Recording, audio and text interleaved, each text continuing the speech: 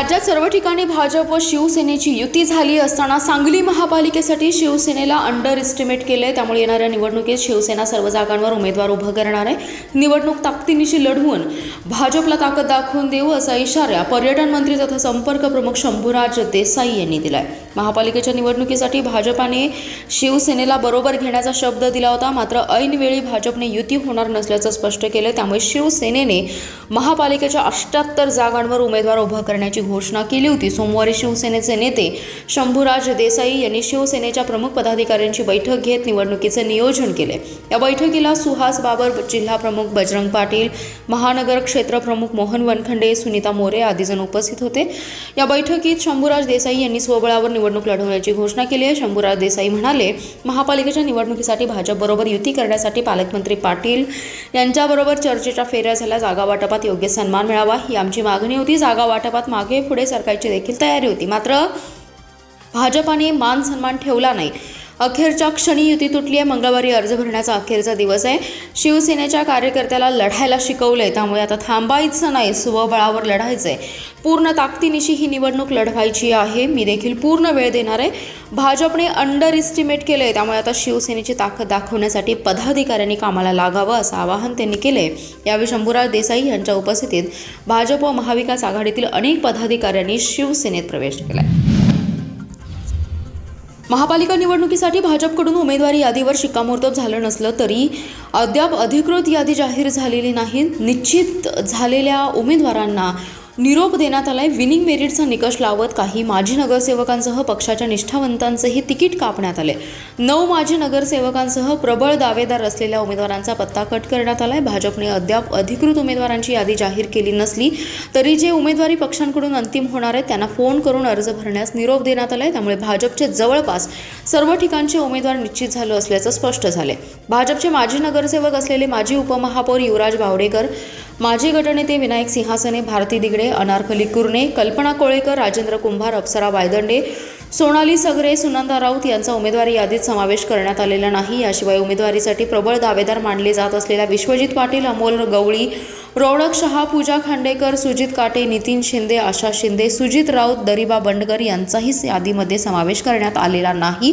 भाजपमध्ये आलेल्या काही काँग्रेसच्या नेत्यांच्या समर्थकांना उमेदवारी देण्यासाठी भाजपमधील निष्ठावंत पदाधिकारी आणि कार्यकर्त्यांना डावलण्यात आले। ते पक्षाकडून अधिकृत उमेदवारी यादी जाहीर होताच बंडखोरी उफाळणार असल्याचे संकेत मिळत आहेत। महापालिकेच्या निवडणुकीसाठी राजकीय पक्षांकडून उमेदवारी अद्यापही जाहीर झाल्या नाहीत, मात्र उमेदवारी अर्ज दाखल करण्यासाठी केवळ 2च दिवस शिल्लक असल्याने उमेदवारी दाखल करण्यासाठी धावपळ उडाली आहे। आज आणि उद्या 2च दिवस शिल्लक राहिल्याने अर्ज भरण्यासाठी केंद्रांवर गर्दी झाली आहे। भाजप, शिवसेना आणि महाविकास आघाडीच्या इच्छुकांनी अर्ज भरण्यास सुरुवात केली आहे। भाजपची उमेदवार यादी अद्यापही जाहीर झाली नाही, तर महाविकास आघाडीत जागा वाटपाची चर्चा शेवटच्या टप्प्यात आहे। जागा वाटपाचा तिढा सुटला असून लवकरच उमेदवारांची यादी जाहीर होईल अशी माहिती काँग्रेसचे शहर जिल्हाध्यक्ष राजेश नाईक यांनी त्यांचा उमेदवारी अर्ज दाखल केल्यानंतर माहिती दिली आहे। दरम्यान निवडणुकीसाठी 2,500हून अधिक अर्जांची विक्री झाली। आता 2च दिवस राहिल्याने उमेदवारांची अर्ज दाखल करण्यासाठी झुंबड उडणार आहे। आज सांगलीतील तरुण भारत स्टेडियमवर उमेदवारी अर्ज दाखल करण्यासाठी इच्छुकांची गर्दी झाली होती। यावेळी भाजप, राष्ट्रवादी आणि काँग्रेससह अपक्ष उमेदवारी अर्ज हे दाखल करण्यासाठी रांगा लावल्या होत्या।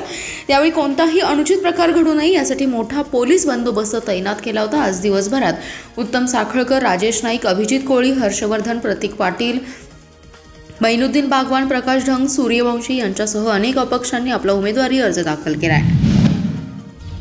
श्री शिवप्रतिष्ठानच्या 3 धारकऱ्यांना 3 ठिकाणी उमेदवारी मिळावी असा आग्रह शिवप्रतिष्ठानचे संस्थापक संभाजीराव भिडे गुरुजी यांनी भाजपकडे धरला होता। यासाठी भिडे यांनी भाजप नेत्यांच्या गाठीभेटी घेतल्या होत्या, मात्र प्रभाग 14 मध्ये एका जागेवर शिवप्रतिष्ठानच्या उमेदवाराला संधी देण्यात आली, मात्र अन्य 2 जागांवर त्यांना डावलण्यात आले। त्यामुळे आता शिवप्रतिष्ठानच्या बंडाचा झेंडा फडकलाय। आज प्रभाग क्रमांक 14 मधून इच्छुक असलेल्या राहुल बोळाज यांनी उमेदवारी न दिल्याने आपला अपक्ष उमेदवारी अर्ज दाखल केला। यावेळी स्वतः संभाजी भिडे यांच्या उपस्थितीत नारळ फोडून रॅली काढण्यात आली। यावेळी जोरदार घोषणाबाजी करत परिसर दणाणून सोडला।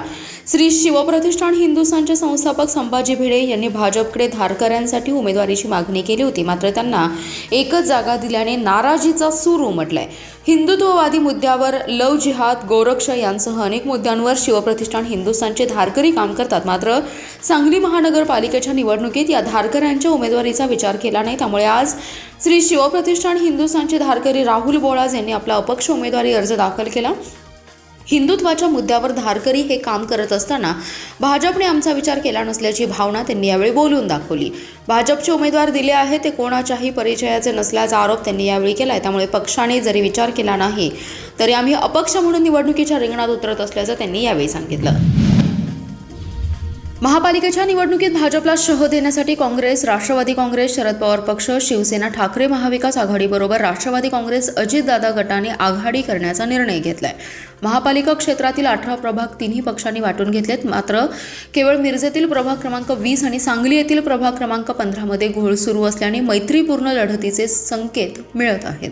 याबाबतची अधिकृत घोषणा उद्या होणार आहे. महापालिकेच्या निवडणुकीसाठी भाजप विरोधात एकसंघ आघाडी करण्यासाठी प्रयत्न केले जात आहेत. त्याला यश येते. काँग्रेस व राष्ट्रवादी काँग्रेस, शरद पवार पक्षाने महाविकास आघाडीची घोषणा केली आहे. शिवसेना उभाटाला देखील बरोबर घेतलं जात आहे. त्यानंतर आघाडीकडून राष्ट्रवादी काँग्रेसला बरोबर हातमिळवणी करून आघाडी करण्यासाठी गेल्या 4 दिवसांपासून चर्चा सुरू आहेत. यासाठी राष्ट्रवादी काँग्रेसचे मंत्री मकरंद पाटील आणि संजय काका पाटील यांनी पुढाकार घेतलाय. सोमवारी रात्री मकरंद पाटील, इद्रिस नाईकवाडी, जयंत पाटील, विश्वजित कदम, विशाल पाटील यांच्यात चर्चा झाली. भाजप विरोधात महाविकास आघाडी आणि राष्ट्रवादी काँग्रेसने एकत्र येण्याचा निर्णय घेतला. काही ठिकाणी प्रभाग तिन्ही पक्षात वाटून घेतलेत. पण मिरज येथील प्रभाग क्रमांक 20 मध्ये दोन्ही राष्ट्रवादी काँग्रेसमध्ये एकमत झालं नाही. तशीच परिस्थिती सांगली येथील प्रभाग क्रमांक 15 मध्ये झाली आहे. हा वाद मिटवण्याचा प्रयत्न सोमवारी रात्री उशिरापर्यंत करण्यात येत होता. मात्र वाद मिटत नव्हता. हा वाद न मिटल्यास या दोन्ही प्रभागातील महाविकास आघाडी विरुद्ध राष्ट्रवादी अजितदादा पवार गटामध्ये मैत्रीपूर्ण लढत होण्याचे संकेत आहेत. महापालिका निवडणुकीसाठी उमेदवारी अर्ज भरण्यास 1 दिवस उरला असतानाही सांगलीतील एका आणि मिरजेतील 2 प्रभागातील उमेदवारांचा पेच सुटला नाही. पक्षाकडून अधिकृत उमेदवारी यादी जाहीर करण्यास विलंब होत असून मंगळवारी जाहीर होणार आहे. त्यामुळे उमेदवारांना AB फॉर्म मिळालेला नसल्याचं स्पष्ट झालं. उमेदवारी डावललेल्या उमेदवारांमध्ये इच्छुकांमध्ये मोठ्या प्रमाणात नाराजी उफाळून आली आहे. काही माजी नगरसेवकांसह पक्षाच्या निष्ठावंतांचेही तिकीट कापण्यात आले. यातील काहींनी विरोधी पक्षांची हातमिळवणी करून निवडणूक लढवायची तयारी केली आहे. त्यामुळे भाजप पुढे बंडखोरी रोखण्यासाठी जोरदार कसरत सुरू आहे. महापालिका निवडणुकीसाठी 20 प्रभागातील 78 जागांवर भाजपमध्ये सर्वाधिक 529 उमेदवार आहेत. इच्छुकांची ही संख्या पाहता पक्षात बंडखोरी होणार हे स्पष्ट होतं. तिकीट वाटप करताना पक्षातील नेत्यांमध्ये उफाळलेला जुना नवा वाद, अंतर्गत गटबाजी, यात काही निष्ठावंत कार्यकर्त्यांचा राजकीय बळी गेलाय. तर काही माजी नगरसेवकांवरही घरी बसण्याची वेळ आली आहे. भाजपने अद्याप अधिकृत उमेदवारांची यादी जाहीर केली नसली तरी जे उमेदवार पक्षांकडून अंतिम होणार आहेत त्यांना फोन करून अर्ज भरण्यास सांगण्यात आले. त्यामुळे भाजपचे जवळपास सर्व ठिकाणीचे उमेदवार निश्चित झालेत. याची माहिती मिळताच अन्य इच्छुक उमेदवारांमध्ये मोठ्या प्रमाणात नाराजी पसरली आहे. भाजपमध्ये आलेल्या काही काँग्रेसच्या नेत्यांच्या समर्थकांना उमेदवारी देण्यासाठी भाजपमधील निष्ठावंत पदाधिकारी आणि कार्यकर्त्यांचा काही प्रभागात डावललंय. अशाच एका पदाधिकाऱ्यांनी पक्षाच्या आमदारांच्या कार्यालयात आंदोलन करून आपली नाराजी आणि राग व्यक्त केलाय.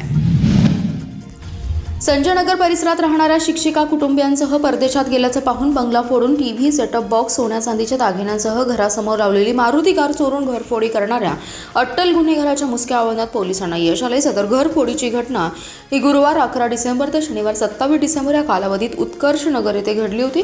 आकाश सतीश कवठेकर असं अटक केलेल्या सराईत नाव आहे. स्थानिक गुन्हे अन्वेषणाच्या पथकाने सुतगिरणी चौक परिसरात कारवाई केली आहे. या प्रकरणी शिक्षिका सुनंदा राजेंद्र माळी यांनी संजयनगर पोलिसात फिर्याद दिली होती. घटनेचं गांभीर्य ओळखून पोलीस अधीक्षक संदीप घुगे यांनी तातडीने तपास करण्याच्या सूचना दिल्या. त्यानुसार स्थानिक गुन्हे अन्वेषणाचं एक पथक संशयितांचा शोध घेत होते. यावेळी पथकातील कर्मचाऱ्यांना गोपनीय खबरांमार्फत माहिती मिळाली की अट्टल चोरटा आकाश कवटेकर हा घरफोडी करून सदरचा मुद्देमाल विक्री करण्यासाठी सुतगिरणी चौक परिसरात फिरतोय. मिळालेल्या माहितीनुसार पथकाने त्या ठिकाणी छापा टाकून संशयित कवठेकर याला ताब्यात घेतलं. त्याच्याकडे असलेल्या मारुती अल्टो कारबाबत चौकशी केली असता त्याने उडवाउडवीची उत्तरे दिली. त्याला खाली उतरवून कसून तपासणी केली असता त्याच्याजवळ सोन्या चांदीचे दागिने आणि गाडीत टीव्ही मिळाली. सदरच्या मुद्देमालाबाबत त्याच्याकडे विचारणा केली असता त्याने उत्कर्ष नगर येथील एक बंद घरात चोरी केल्याचं सांगितलं. यावेळी त्याच्याकडून चोरीतील कार, दागिने आणि टीव्ही असा एकूण 4,92,700 रुपयांचा ऐवज जप्त केला. दरम्यान आकाश कवटेकर हा रेकॉर्डवरील गुन्हेगार असून त्याच्यावर संजयनगर आणि कुपवाडी MIDC पोलीस ठाण्यात घरफोडी आणि चोरीचे गुन्हे दाखल आहेत. श्री महाकाली साखर कारखान्याच्या अध्यक्षा अनिता सगरे यांनी जनसुराज्य शक्ती पक्षात असंख्य कार्यकर्त्यांसह प्रवेश केलाय. जनसुराज्य शक्ती पक्षाचे अध्यक्ष विनय कोरे यांनी त्यांचं पुष्पगुच्छ देऊन स्वागत केलंय. श्री महाकाली कारखाना पुन्हा सुरू व्हावा यासाठी सर्वतोपरी मदत करणार असल्याचे विनय कोरे म्हणालेत. अनिता सगरे यांच्यासह शंतनू सगरे, दीपकराव ओलेकर, जीवनराव भोसले, चंद्रकांत लोंढे, नानासो सगरे, बंडू काशीनाथ कदम, बाळासो ओलेकर, सूर्यकांत पाटील, मोहन खोत, प्रशांत शेजाळ, रमेश खोत यांच्यासह कवटेमंकाळ पंचक्रोशीतील कार्यकर्त्यांनी जनसुराज्य शक्ती पक्षात जाहीर प्रवेश केलाय.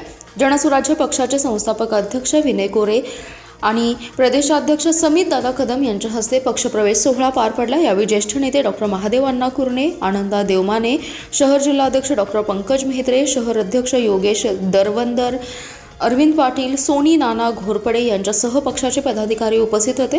आता दोन भाऊ चेअरमन अनिता सगरे यांच्या पाठीशी असल्याने यापुढे कोणताही त्यांच्यावर आरोप सहन केला जाणार नाही. कारखाना सुरू होणार असा इशारा यावेळी समित दादा कदम यांनी दिलाय. तर श्री महाकाली साखर कारखाना पुन्हा सुरू करण्यासाठी सर्वतोपरी मदत करण्याचं आश्वासन विनय कोरे सावकार यांनी दिलंय. महापालिका क्षेत्रात आचारसंहिता भंग प्रकरणाच्या 6 तक्रारी दाखल झाल्या. त्यापैकी 4 तक्रारी निकाली काढण्यात आल्या असून 2 प्रकरणात गुन्हे दाखल करण्यात आलेत.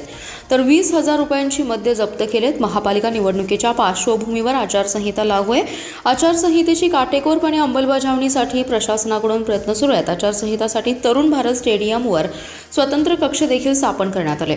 नियमांचं उल्लंघन करणाऱ्यांविरुद्ध दंडात्मक आणि प्रतिबंधात्मक कारवाया प्रभावीपणे राबवण्यात येत आहेत. आचारसंहिता कक्षाकडे प्राप्त झालेल्या तक्रारींच्या आधारे विनापरवाना मोटरसायकल रॅली काढणे तसेच सार्वजनिक मालमत्तेचे विरूपण करणे या प्रकरणांमध्ये संबंधित पोलीस ठाण्यांमध्ये रीतसर गुन्हे दाखल करण्यात आलेत. आचारसंहिता कक्षाचे नोडल अधिकारी तथा उपजिल्हाधिकारी रघुनाथ पोटे म्हणाले, आचारसंहिता भंगाच्या तक्रारी आणि कारवाई तरुण भारत स्टेडियम येथील आचारसंहिता कक्षामध्ये आज अखेर एकूण 6 तक्रारी प्राप्त झाल्यात. 2 प्रकरणात गुन्हे दाखल केलेत. यामध्ये विनापरवाना मोटरसायकल रॅली आणि MSCBच्या DPवर विनापरवाना भित्तीपत्रके चिटकवल्याप्रकरणी अज्ञात व्यक्तींविरुद्ध गुन्हा दाखल करण्यात आला. तर उर्वरित 4 तक्रारी निकाली काढण्यात आल्या. तसेच अवैध मद्य, शस्त्रास्त्रे आणि प्रतिबंधात्मक कारवाई पोलीस विभागाकडून विशेष मोहीम राबवण्यात येते. त्यामध्ये 20,915 रुपयांची अवैध मद्य हे जप्त करण्यात आले. महापालिका क्षेत्रातील रस्ते कामात दर 15 दिवसांनी आढावा घेऊन अहवाल सादर करावा. यामध्ये हलगर्जीपणा केल्यास कडक कारवाई करण्याचा इशारा आयुक्त सत्यम गांधी यांनी दिलाय. तर मिरज वंटमुरे कॉर्नर येथील रस्त्याचं काम सुरू करण्यास दिरंगाई केल्याप्रकरणी संबंधित ठेकेदाराला 5 लाख रुपये दंडात्मक कारवाई करण्याचे आदेश दिले. महापालिका क्षेत्रात 2024 ते 25 आणि 2025 ते 26 मधील मंजूर कामांची सद्यस्थिती, वर्क ऑर्डरची तारीख, कामाची मुदत याबाबतचा सविस्तर आढावा घेण्यासाठी आयुक्त सत्यम गांधी यांनी अधिकाऱ्यांची बैठक घेतली आहे. महापालिका क्षेत्रात मंजूर असलेली विकास कामे वेळेत पूर्ण न करणे, काम सुरू करण्यात दिरंगाई करणे अथवा हलगर्जीपणा सहन केला जाणार नाही असा इशारा दिलाय. मिरज शहरातील वंटमुरे कॉर्नर येथील रस्त्याचं काम वर्क ऑर्डर देऊनही सुरू न केल्याबद्दल संबंधित ठेकेदारावर 5 लाख रुपये इतका दंड ठोठावण्याचे आदेश आयुक्तांनी दिलेत. तसेच शहरात सर्वत्र सुरू असलेल्या व प्रस्तावित विकास कामांची गुणवत्ता आणि वेळेत पूर्तता सुनिश्चित करण्यासाठी आयुक्तांनी आदेश दिले. यामध्ये कृती आराखडा प्रत्येक कामासाठी साप्ताहिक तर मासिक कृती आराखडा तयार करणं बंधनकारक केले. तसेच दर 15 दिवसांनी प्रत्यक्ष भौतिक प्रगतीची तुलनात्मक माहिती सादर करावी.